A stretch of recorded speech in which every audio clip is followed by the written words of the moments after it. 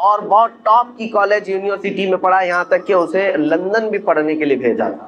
24 سال کا یا 25 سال کا لڑکا تھا، اچانک بون کینسر ہو گیا۔ بون کینسر ایسا ہوا کہ پتہ ہی نہیں چلا، 6 مہینے کے بعد پتہ چلا کہ یہ 3rd اسٹیج پر ہے، کچھ کر ہی نہیں سکتے تھے۔ پہلے تو لندن میں علاج ہوا، اس کے بعد پھر وہاں سے مایوس ممبئی لوٹ آئے۔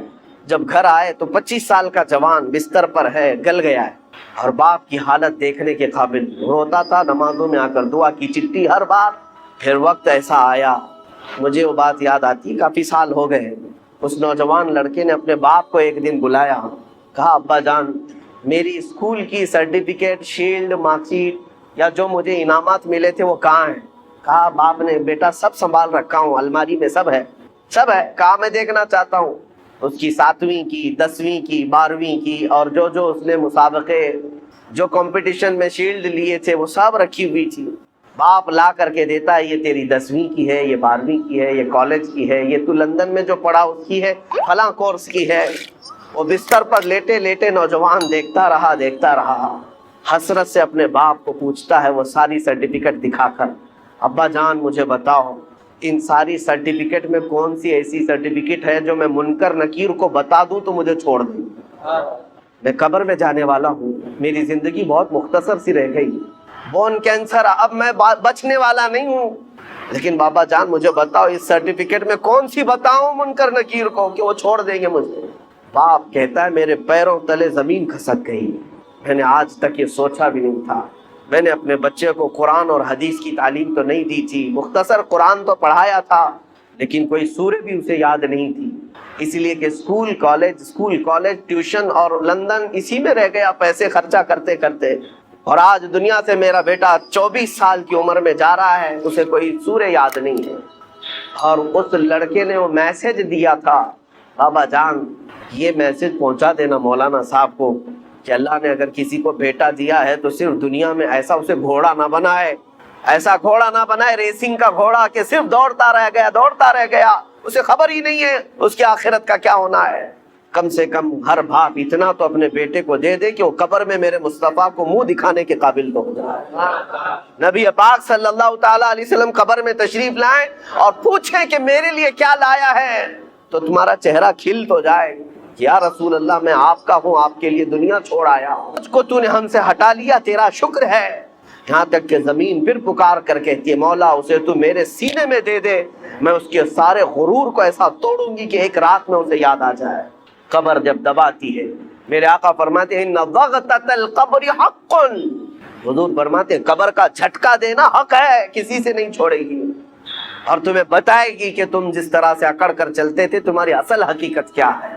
اے میرے عزیزوں، آخرت کو یاد کرو، اپنے آخری سفر کو یاد کرو، اور اسی میں تم اصلاح بھی پاؤ گے۔ بڑی بڑی تقریریں سن لینا، ہو سکتا ہے اثر نہ ہو۔ میرے آقا نے فرمایا 2 چیزیں میں تمہارے درمیان نصیحت کرنے والی چھوڑ جا رہا ہوں، اگر یہ 2 چیزوں سے نہیں سدھر سکے تو پھر تیسری کوئی چیز سدھار بھی نہیں پائے۔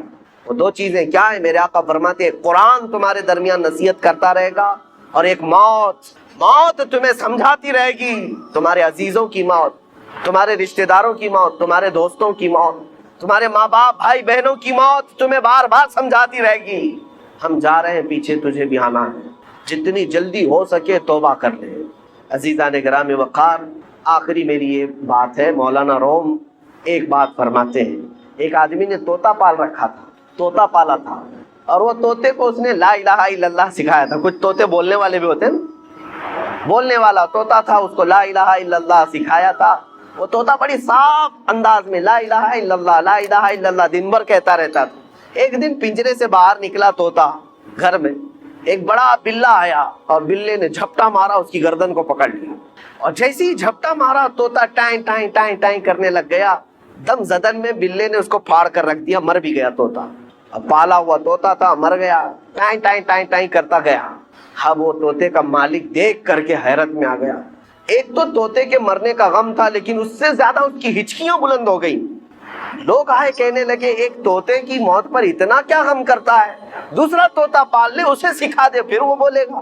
اس نے کہا طوطے کی موت اور طوطے کا پالنا یہ اہم بات نہیں، توجہ چاہتا ہوں۔ وہ کہتا ہے میں نے اس کو لا الہ الا اللہ سکھایا تھا، بولتا تو تھا لا الہ الا اللہ، لیکن جب بلے نے پنجہ مارا اس پر تو اس وقت میں نے دیکھا طوطا اپنی اصلی آواز نکالنے لگا، ٹائیں ٹائیں ٹائیں ٹائیں۔ کاش جس وقت طوطے کو بلے نے پکڑا تھا اس وقت وہ لا الہ الا اللہ بول رہا ہوتا، جب وہ ختم ہی ہو چکا تھا۔ اب وہ شخص کہتا ہے مجھے اس طوطے کی موت کو دیکھ کر ڈر آنے لگ گیا۔ ہم تو زندگی بھر کہتے ہیں، لیکن ملک الموت جس وقت پنجہ مارے روح نکالنے کے لیے، کہیں ایسا نہ ہو کہ لا الہ الا اللہ بھول کر کوئی اور آواز نکلنے لگ جائے۔ یہ ہوتا بھی ہے۔ کئی لوگوں کی زبان سے کفریہ جملے نکل جاتے ہیں، کئی لوگوں سے گندی گالیاں نکل جاتی ہیں موت کے وقت فرشتے کو دیکھتے ہی، اسی لیے ان کی موت برے انجام کے ساتھ ہوتی ہے۔ اللہ تبارک و تعالیٰ اچھی موت عطا فرمائے۔ من کان آخر کلامہ لا الہ الا اللہ دخل الجنہ، میرے آقا نے فرمایا جس کا آخری کلمہ لا الہ الا اللہ ہوا اللہ تعالیٰ اسے جنت میں داخل فرمائے۔ زندگی وصول ہو جائے گی میرے عزیزوں۔ صرف میں نوجوانوں سے اتنا کہوں گا، بقیہ جو تمہارے پاس ٹائم ہے، لمیٹڈ پیریڈ ہے، آؤ میرے نبی کو راضی کرنے پر چلتے ہیں، آؤ میرے آقا کو پکار کر کہتے ہیں یا رسول اللہ میں نے دنیا کے پیچھے بہت دوڑا دیا، دنیا کے اقتدا کرنے میں نے سب کچھ بدل لیا، کبھی اس کے کپڑے پہنتا تھا، کبھی اس کے کپڑے پہنتا تھا، کبھی چہرہ اس کی طرح بناتا تھا، کبھی بال اس کی طرح بناتا تھا، میں نے ساری دنیا کے بڑے بڑے ہیرو، ایکٹر، سٹار۔ یہ 24 سال والے جو ہیں، میں ایک فار ایگزامپل بتا رہا ہوں، ہو سکتا ہے ان 14 سال میں بالغ ہوئے، نماز فرض ہوئی 14 سال کی عمر سے، 14 سال سے لے کر 24 سال ان کی عمر ہے آج، تو کتنے سال ہوئے؟ 10 سال۔ اتنا تو آپ کو خود معلوم ہوگا کہ ان 10 سالوں میں نے کتنے سالوں کی سب ملاؤں گا اگر تو کتنے سال کی نماز بنے گی۔ ہو سکتا ہے آدھا کر لو، اور اس میں بھی ساری نمازیں ایک طرح کی نہیں ہیں۔ کچھ لوگوں کی اکثر نمازیں اگر چھوٹی ہوں گی تو فجر چھوٹی ہوگی، عشاء چھوٹی ہوگی۔ 50 رکعتیں پڑھ لی، 50 رکعتوں کا مطلب ہوا 25 دن کی فجر کی نماز قضا ہو گئی۔ اب اس میں شریعت نے آسانی بھی تمہیں دی ہے، قضا نمازیں صرف اور صرف فرض نمازوں کی قضا ہوگی، کسی بھی سنت اور نفل کی قضا نہیں۔ فجر کی 2 رکعت قضا، ظہر کی 4 رکعت قضا، عصر کی 4 رکعت قضا، مغرب کی 3 قضا، عشاء کی 4 فرض اور 3 وتر کی قضا، کل ملا کر کے کتنی ہوتی؟ 20 رکعت۔ 20 رکعتیں دن کی ہوتی ہیں۔ لیکن ابھی میں چل رہا ہوں فجر کی۔ اب ہو سکتا ہے آپ یہ سوال کریں گے کہ میں نیت کیسے کروں، کون سے دن کی؟ سنیچر کی، اتوار کی، پیر کی، منگل کی، کون سی؟ ظاہر سی بات ہے اب آپ کے پاس اندازہ ہی نہیں ہے کہ کون سے دن کی چھوٹی ہے۔ اس کے لیے بھی شریعت نے یہ چھوٹ دی ہے کہ آپ جب نیت کریں گے یوں نیت کریں، اے اللہ میں اس فجر کی 2 رکعت فرض نماز قضا کی نیت کیا جو میری زندگی میں پہلی چھوٹی ہے۔ کیا نیت کریں گے آپ؟ میں نے اس فجر کی 2 رکعت فرض نماز قضا کی نیت کیا جو میری زندگی میں سب سے پہلے باقی ہے۔ ہر 2 رکعت پہ یہی کہنا ہے آپ کو، کیونکہ جب وہ ادا ہو جائے گی تو جو پہلے ہے وہ آتی جائے گی۔ تو 9 سال کی قضا ہونے تک آپ کو یہی نیت کرنا ہے جو میری زندگی میں پہلی باقی ہے۔ ظہر کی بھی کرنا ہے یہی، میں نے اس ظہر کی 4 رکعت فرض نماز قضا کی نیت کیا جو میری زندگی میں کا بھی حکم ہے۔ یعنی اس طرح کے آپ کو مختصر کر سکتے ہیں۔ ہاں مثال کے طور پر نماز میں سورہ فاتحہ پڑھا، آپ انا اعطینا اور قل هو اللہ احد پڑھ رہے ہیں، چھوٹی صورتیں پڑھ رہے ہیں، یہی کنٹینیو چاہے تو ہر رکعت میں پڑھ سکتے ہیں، ہر نماز میں 2 صورتیں پڑھی، اور تسبیحات جو ہیں رکوع اور سجدے میں وہ 3 پڑھ رہے ہیں، وہ تو ٹھیک ہے، اتنی مقدار تو آپ کو رکوع اور سجدہ کرنا ہی ہے۔ لیکن اتحیات میں بھی تشہد پڑھا، پڑھنے میں ہی گھٹنوں میں تکلیف، کمر میں تکلیف ہو جاتی ہے۔ دیکھتے نہیں آپ آج مسجدوں میں اچھوں سے زیادہ کرسیوں کی نمازیں زیادہ ہو گئی، کیوں؟ اس وقت ان کو اپنی فرض نمازیں ہی دشوار ہو گئی ہیں، کہاں قضا کریں گے؟ نوجوانوں آپ کے پاس آج قوت ہے، طاقت ہے، آپ روزانہ یہ آپ اپنا ایک وقت لے لو، گھنٹہ 2 گھنٹہ، میں دن میں کوئی ایک وقت مخصوص کر لوں اور اس میں صرف اپنی قضا مکمل کر لوں۔ چند دنوں کے بعد آپ دیکھو گے آپ صاحب ترتیب ہو جاؤ گے۔ صاحب ترتیب اس کو کہتے ہیں جس کی پوری زندگی میں 5 سے زیادہ نمازیں قضا نہ ہو، اور اللہ تبارک و تعالیٰ کا وہ ایسا محبوب بندہ ہے کہ فرشتے اس کی ایک جھلک دیکھنے کو بے قرار ہوتے ہیں، جو پورے مکمل اپنی نمازیں مکمل کر چکا ہو۔ اللہ ہم سب کو توفیق عطا فرمائے۔ کیا نفل نماز تب تک قبول نہیں ہوگی جب تک فرض اور واجب نماز کی قضا ادا نہ ہو جائے؟ صحیح ہے۔